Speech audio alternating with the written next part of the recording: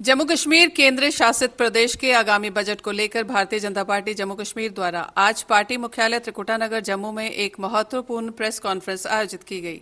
Press वार्ता में national conference सरकार द्वारा प्रस्तुत किए जाने वाले यूटी बजट से जुड़ी अपेक्षाओं और प्राथमिकताओं पर चर्चा की गई। पूरी उम्मीद है कि जम्मू कश्मीर के बजट में महिलाओं को वो स्थान मिलेगा जो आदरणीय प्रधानमंत्री मोदी जी ने पूरे भारतवर्ष में महिलाओं को दिया है। महिलाएं 50% हिस्सा रखती हैं पूरे समाज में और मुझे पूरी उम्मीद है कि 2047 में विकसित भारत बनाने में महिलाओं की अहम भूमिका रहेगी। महिलाओं को सशक्तिकरण करने के लिए बहुत से पहलुओं में उनको सशक्तिकरण करना पड़ेगा। कुछ बिंदुओं पे मैं नजर रखना चाहूंगी।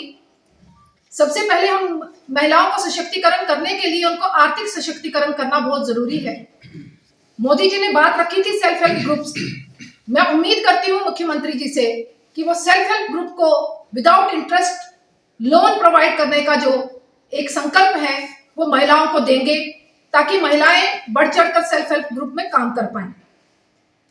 जो हमारी बच्चियां हैं उच्च शिक्षा पाना चाहती हैं, उच्च शिक्षा पाने के लिए उनको फ्री एजुकेशन का सिस्टम मुख्यमंत्री जी दें, क्योंकि हम 50% जम्मू कश्मीर में हिस्सा रखती हैं और इतने दशकों से ये 50% कहीं सेकंड ग्रेड में फॉल करता था इनकी सरकारों में। इनको फर्स्ट ग्रेड में लाने का अगर किसी ने काम किया हो प्रधानमंत्री मोदी जी ने किया।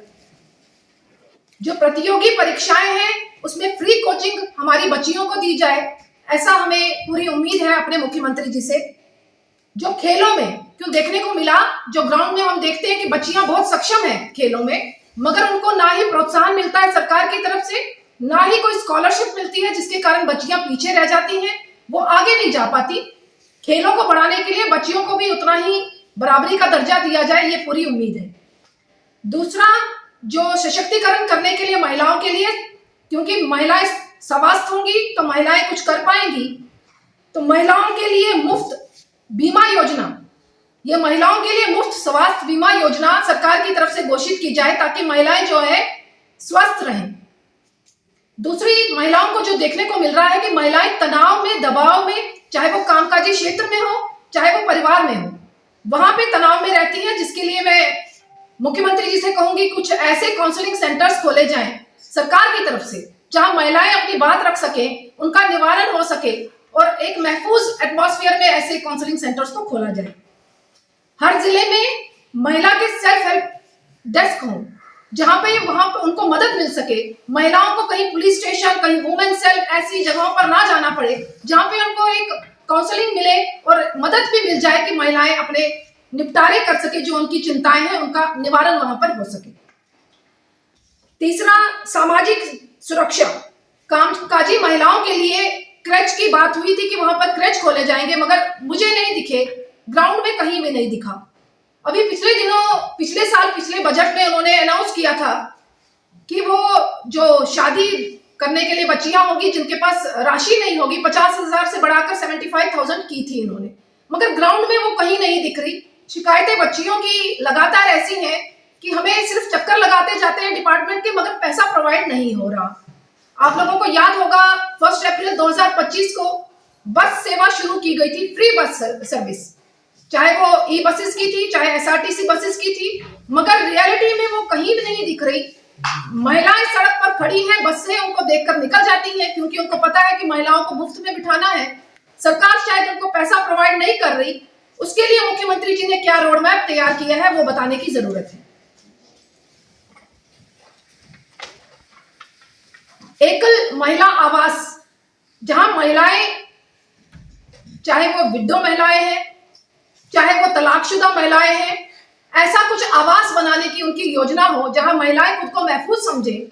अगर शुरुआत मुख्यमंत्री जी जम्मू कश्मीर से करेंगे, एक अच्छा इनिशिएटिव माना जाएगा कि महिलाओं को जो इतने साल दरकिनार किया गया, आज कहीं ना कहीं प्रायोरिटी लेकर महिलाओं को उनका स्थान दिया गया है।